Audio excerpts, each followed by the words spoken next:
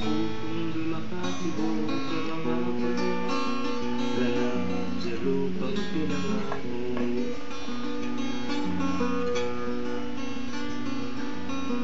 Ang lupang pinangako nagsimamo, katakan ng lupa ang apoy sa kanyang puso.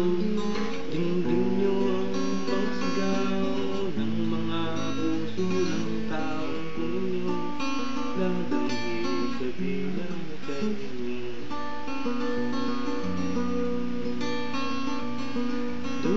Kinakagsunan o pangilaw ko, doon ako'y dala ng mga balita gikan sa banwa ko.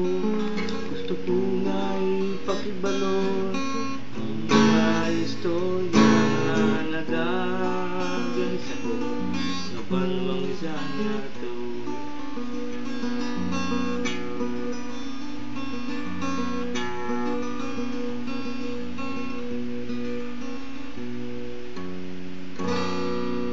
Tapos kagad?